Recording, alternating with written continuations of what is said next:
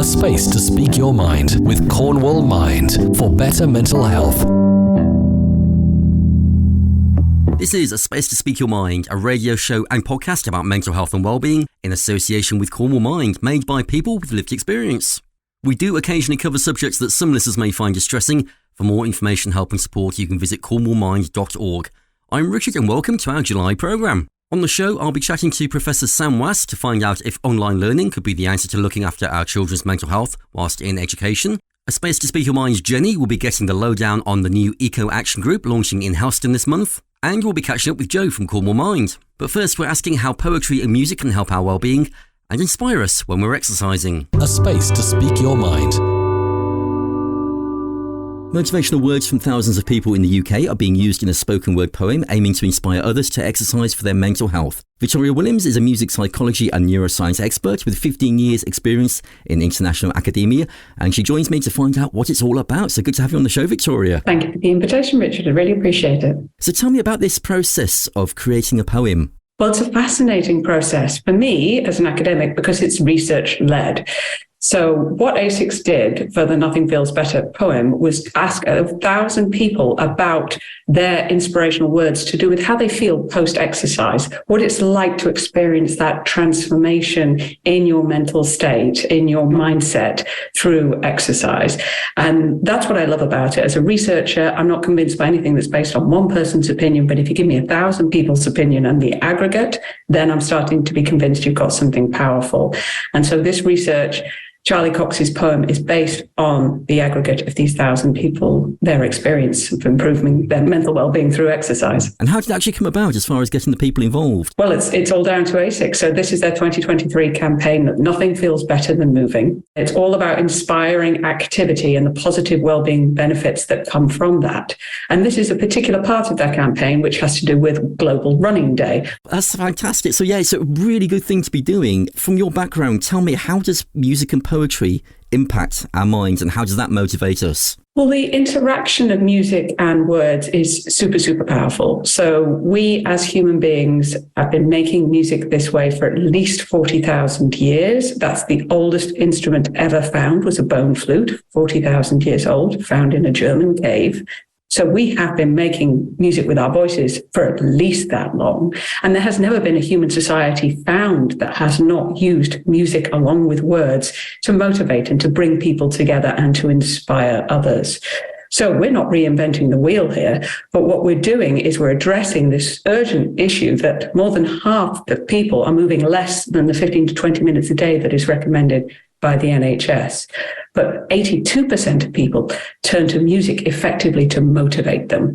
So we're turning to an agent that we know is powerful. We're combining it with fantastic inspirational poetry by Charlie Cox. So we've got a really potent game changer, a move maker in this poem. Yeah, it's interesting there. You're saying that the NHS is saying about 15 minutes. So 15 minutes and 9 seconds has been proven to be a positive impact on your mental health. That seems such a short amount, but that really is achievable, isn't it? That really is achievable. And it's because the impact of moving the cardiovascular system and stimulating the nervous system lasts longer than the activity itself. You get benefits in terms of the release of neurochemicals, much longer than that. So it's much less than people think, the actual need, that it's the trigger to get motivated. So from the research that ASICS has done, 4/5 of people said they needed an external motivator to get them going, needed a reason to really get going. So we all know that music can be motivating. We all know that movement is really good for us. So this puts one and one together and makes two to move.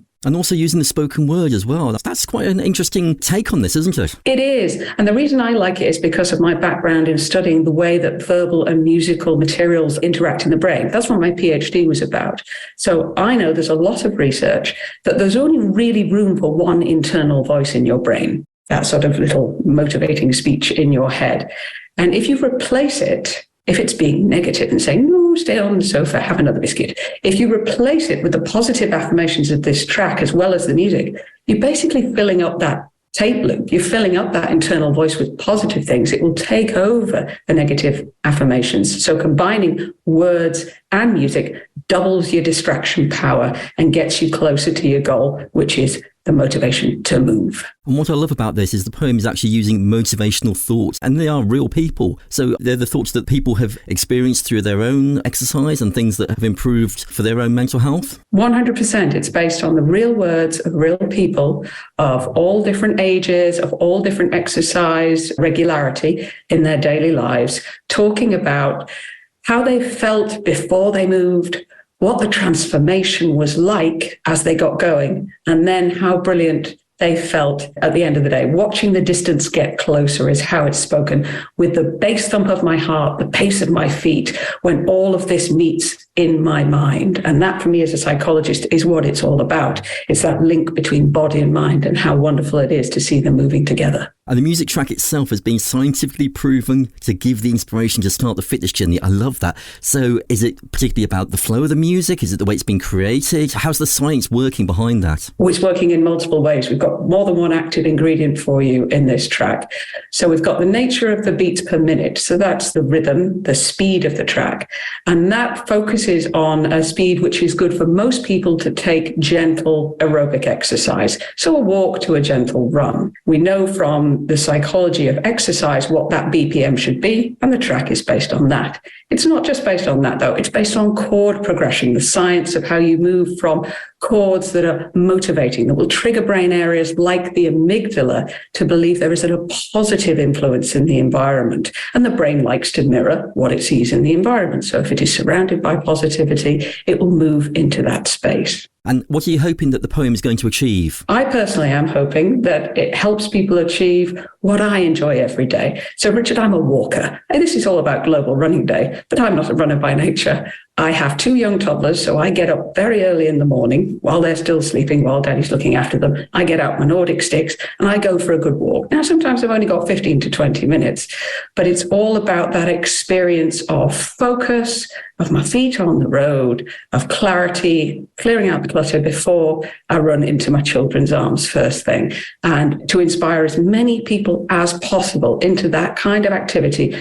Not too much, just the motivation to move. The positive well-being benefits are there for all. So where can we hear this poem in full? So the poem is available. Look for Nothing Feels Better on Spotify, or also available on the ASICS website. So we'll link to the poem through Spotify if anyone wants to have a listen to that. And it's also on our radio show as well. For now, Victoria Williams, music psychology and neuroscience expert, thank you so much for being here today. My absolute pleasure. Have a great day. A space to speak your mind. And if you want to listen to the poem in full, you can hear our bonus podcast on Spotify just below our July episode that you're listening to right at this moment, or just follow the link in this month's show notes. A space to speak your mind with Cornwall Mind. It's a space to speak your mind, and we're asking, is virtual learning the answer to helping children with their mental health in education? And joining me now is Professor Sam Wass, who's an expert in child psychology. So thanks for chatting to me today. Hi, Richard. Thanks for having me.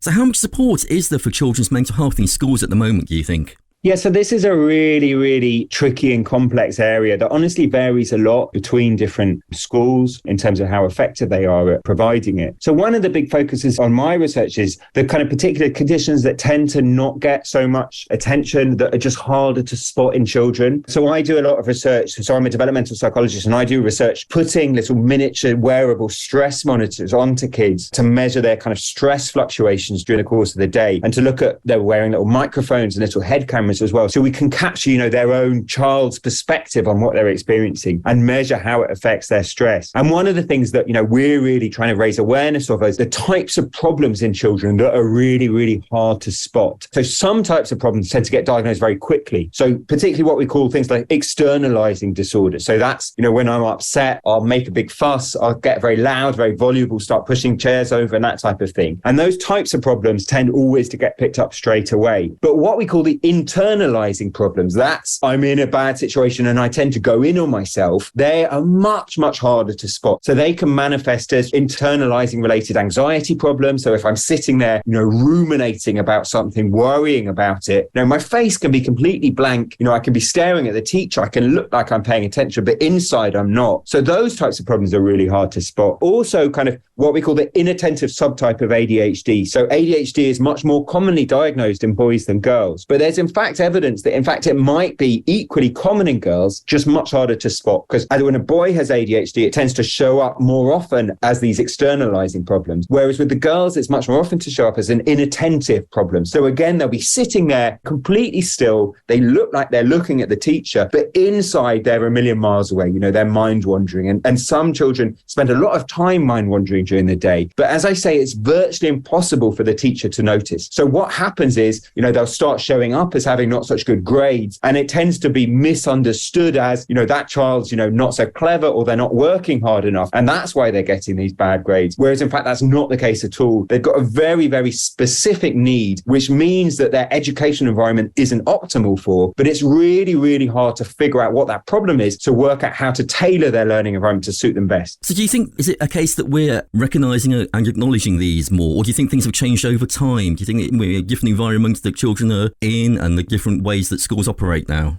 Yeah, I think we're getting there, Richard, but I still think there's a long way to go, honestly. So if you look at a special needs school, and if you go and talk to teachers there, then my experience is teachers in special needs schools are generally very aware of this idea that different types of learning environment are optimal for different types of children. But in mainstream provision, a lot of people are still unaware of this because, as I say, children are often lacking self-report because, as I say, these problems can show up and be really hard to spot. So this is one reason why I want to do this campaign with King's Inter High, which is about specifically thinking about the children that benefit most from learning in a setting where they feel completely safe, in a quiet environment where there's no noise going on other than just the voice of the person who's talking to them. And those are the types of things that I think it's, if you're the parent of a child who's struggling, even if you can't even work out exactly why it is that they're struggling, shifting to online learning might be something that's worth trying out. So you're talking about online learning now. Is online learning basically a substitute for traditional learning, or do you think it goes hand in hand? What are the different ways that this works? I mean, that's another really interesting question, Richard. One thing that's important, and again is very evidence-based, is that there is a lot of evidence that social interaction is very important for children and their mental health. But the thing that there isn't evidence for is that the same children that you're hanging out with in the afternoons and the weekends need to be the same children that you're spending your working day with, effectively, because for a child, their working day is the time where they're going to school. And in fact, there's a lot of evidence that, it works absolutely fine if they're doing the two separately. So, I do my learning in a really tightly controlled, quiet, controlled environment where, I can predict exactly what's going to happen. But then I have a separate group of people that I hang out with, in the afternoons and the weekends. So that's absolutely fine. But there's also lots of ways, Richard, to answer your question about, how you can be grading it. So, how you can be shifting from, learning in a setting where there's one teacher talking to me to I'm in a breakout room. So I'm in a group of my peers, and then 4 of us are having a conversation and open discussion, and then going back to, the bigger classroom setting. So there definitely are lots of ways to grade this, that I'm not just, completely on my own, that I'm having social interaction at the same time as I'm learning online. And do you think this has been a knock-on effect from the pandemic, the fact that we are finding different ways to work? And I guess that a lot of research has come back from the last couple of years about how that's affected the children that were involved in online learning. Yeah, so this is one of the big things, Richard, that, this research by King's Inter High showed that 75% of parents are just blanket against online education. And this is because a lot of parents tie it to the pandemic, tie it to this very chaotic provision that we had, and tie it to the fact that during the pandemic, it wasn't the question that you had to do your learning on your own. You had to spend all of your time on your own. You weren't allowed to go and hang out with your friends, in the afternoons and the evenings and that type of thing, which for a lot of children is what affected them. So it's definitely the case that these things have got mixed up in people's heads. Some industries with the pandemic have ended up learning the benefits of what we're doing, radio interviews, for example, they shifted to online and everyone's found that they work absolutely fine online. Whereas schools are one of the things that everybody has just gone back to doing it the way they did it before. And, what we really want to raise awareness of with this campaign is it's not necessarily the case. I think there are a lot of reasons, particularly, as I say, not for all children, just for these very specific populations of children where there's a lot of evidence that they learn more effectively in an online setting. So we can be thinking about how to get some of the benefits of that without a lot of the things that everybody found tough about the pandemic. Are there specific specific benefits with online learning? Is it the fact that you can have, like say with the breakout rooms, you can have that one-to-one interaction that maybe you can't do in classrooms? Is it the fact that the child might feel more comfortable in a home environment? What are the main benefits that you find from that? Yeah, so there's three in particular. So one is looking at stress. So for my research, I measure stress chemicals in children's body and I look at how they affect children. And one thing that's very clear from this research is if I've had a stressful experience at break time, for example, thinking about children who are getting bullied at school, then stress affects our ability to concentrate just for as much as 1 or 2 hours after the event. So it really takes us a long time to come down after the effects of stress. So that's one way in which online environments can affect it. Just feeling safe associates with lower stress, it associates with better concentration. All of those are very, very evidence-based. The second way is about noise. So this is my big bugbear as a researcher, looking at how children differently affected by noise. Some children actually benefit from learning in a slightly noisy environment. So if I'm a child who's got a very noisy home environment, then often those children say that they find it easier to concentrate in a setting where there's some noise, but other children are really, really affected by noise. And, we can see from our recordings that even if it's a noise like someone standing up next to me and pulling their chair out and their chair scrapes along the floor, we can see that that's affecting their concentration for a minute or two afterwards. So huge variability. And then the third way, I guess, Richard, that online learning can help children is this idea of kind of particularly common for teenagers, that they actually learn better in a situation where they don't feel that anybody is watching them while they're doing their learning. So a mate of mine who's a teacher of teenagers said he let his students have their cameras off, and he found that teenagers can be super sensitive to what other people think of them and can be very reluctant to ask a question if there's a risk it's going to make them look stupid, or if there's a risk that it's going to make them look too clever and stand out for the group. So very often they'll want to ask a question but not do it for those types of reasons. So that's another group where learning under conditions where you're more anonymous, where there's not someone watching you as you're learning, can really help, and it can just liberate them, and it can make them easier to ask these questions that are really, really important for them to learn effectively. So everybody learns effectively if they're in a situation where they feel they can ask a question if they want to ask one. And online learning can just be easier for that for some groups of children. And you're touching on there about different ages. I'm wondering, does it benefit younger children more? Or do you think that's more where you need the social interaction, and older children might benefit because from what you're saying there might be more pressures for them at a certain stage? Yeah, that's again another complex thing, Richard. So all children find it harder to focus in on what one person's saying and to tune out background distractions. Children's brains find that task harder than we do as adults. We're so good at doing it as adults that we find it hard to understand that it's even a tricky thing for our brains to be doing at all. And we certainly don't understand that children's brains are more affected by background noise than ours as our adults. The earlier you go, the more important it is to be learning in a quiet setting, which obviously is an irony because reception in year one classrooms, now we've shifted to kind of free-flowing children choosing the task type activities. Early learning environments tend to be more noisy and more chaotic and more unpredictable, and they get quieter and more predictable as we get older, which is exactly the opposite of what we need. So we find it easier to focus in a noisy setting as we get older. So that's one thing that's important. And then the other thing, as I mentioned already, was other types of specific problems that are often, anxiety related or, to do with kids getting bullied and that type of thing that tend to get more common as you get older. So very complex and lots of different pathways for different children. And just finally, if you can give us the details on where we can find out more information on what we've been talking about today. Yes, so there's much more information on this, particularly on how they do online learning in a way that's very different to the chaotic and messy and unpredictable way that your kids' school did it during the pandemic. Lots more information on that available at the King's Inter High website. So that's kingsinterhigh.co.uk. That's Professor Sam Wass, who's an expert in child psychology. Thank you so much for being here on the show. A space to speak your mind. Time to welcome back Joe from Cornwall Mind. And Joe, you've got an update for us on fundraising. I'd like to just say a huge thanks to all our fundraisers. It's a really difficult time for fundraising, and we totally get that, but we're still always blown away by the amount of people that choose us as a charity to support.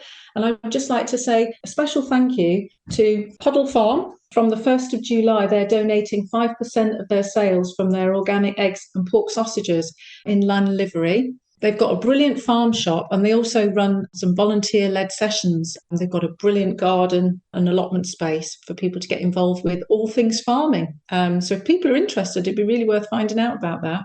Huge thanks to Whistlefish. All through June, they've been donating funds for greeting cards sold online as part of the Whistlefishers One Good Cause campaign. You can buy them at whistlefish.com. Huge support from them. So thank you so much. I just want to say a heartfelt thank you to O Region, which is a production company based in Cornwall. They generously agreed to donate 10% of any profits from the film Long Way Back to us and Parkinson's UK. And we've just received a donation of £716.03. We're just blown away. The film's also available now on Amazon and iTunes and other similar sources, and a proportion of every rental or sale will continue to be donated. It's a brilliant film about a reluctant father and his estranged daughter forced to make a long, eventful car journey home to Cornwall after she leaves university under tragic circumstances. Really is worth a watch.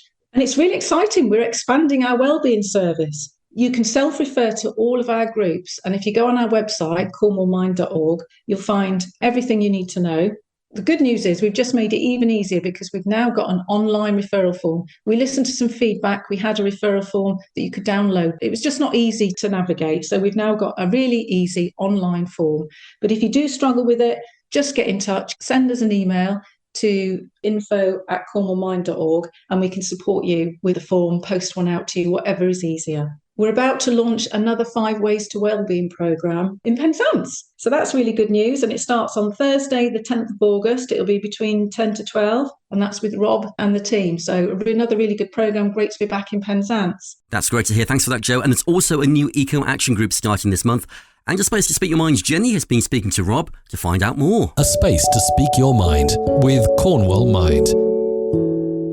Hi, welcome back to the programme, Rob. You're from Cornwall Mind, and you're here to talk to us, I believe, about the new eco group that's running. Do you want to just tell us a little bit about that group is going to be? Yes, of course. So starting in July, we're going to start a programme of wellbeing sessions, but with a focus on the environment. Basic idea was that people are concerned about the state of the planet and things going on and wanted to do something about it. People have eco-anxiety, which is an anxiety about worrying about the future and the future of the planet and whether we're all going to survive or we know what the outcome is going to be is a scary thing for a lot of people. So I think the idea is that if we get people taking action, getting involved in community projects, then that makes them feel empowered and feeling like they're not completely powerless and that they can do something about what's going on. I think that's really important, isn't it? Because I think at the moment it's quite hard because there is so much doom and gloom about what's happening to the planet for various reasons, and it sounds like what you're trying to do is give something really positive for people to do to take away some of that anxiety. Does that sound about right?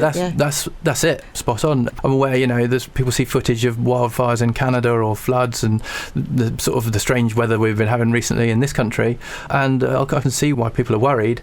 There was also some fantastic community projects focusing on Cornwall, community woodlands and organic farms and allotments and things. So we're just trying to get people to get involved in their local community, local projects, and if they're part of something then they won't feel so powerless or so helpless. And who do you think would benefit from being a part of this group who might want to get involved? I'm aware that there are people who are very worried about the state of the planet and suffer from eco-anxiety. So the group would certainly be open for them. But also, people who want to do some well-being outdoors.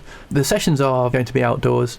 And then in the winter, I think we're going to focus a bit on making things out of recycled materials and stuff. So maybe it'll be more of indoor venues. So really anyone who, wants to get involved and feels that this sort of thing could benefit from them would be great. And whereabouts is the group taking part? We're planning on doing 6-week programmes in different venues all over the county. Okay. So I have been researching St Just and Pendine and Penzance and also Bude and Saltash and places like that. So I really want to cover the whole county. And I want to sort of do, like I say, at the end of the 6-week programme and then get people to try and get involved in local community projects, beach cleans, Surfers Against Sewage, have events coming up sort of thing. So after the 6 weeks, we hope people will stay involved in sort of their own projects. Okay. And where's the first group starting? The first group is going to start in Helston. Mm-hmm. There's a wonderful venue called Butterfly Wood. A couple bought the wood in memory of their son who took his own life. So we're going to go to Butterfly Wood and meet up and do lots of tree planting,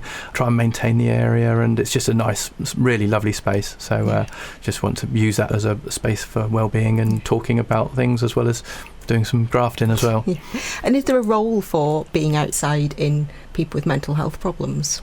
Well, if you look at the 5 ways to well-being, about being outdoors, being mindful, being active.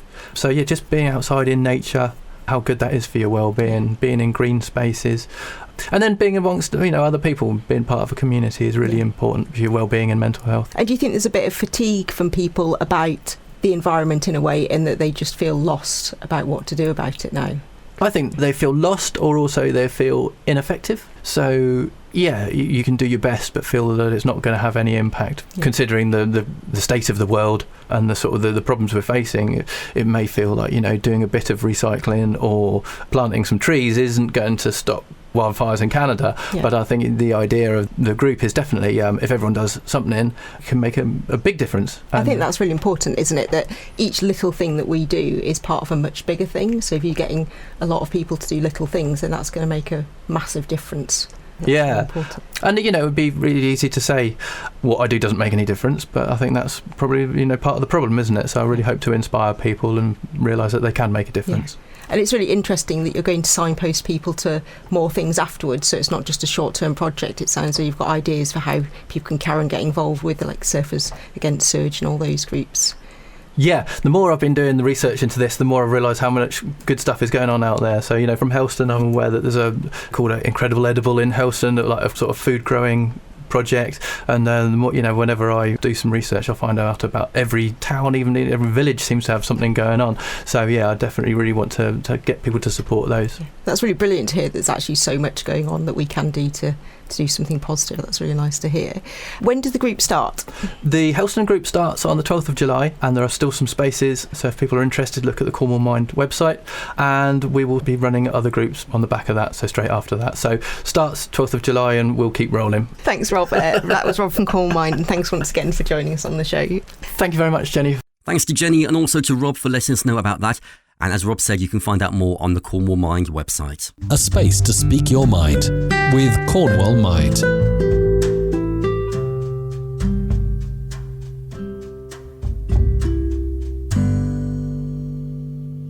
That's all for this month's show.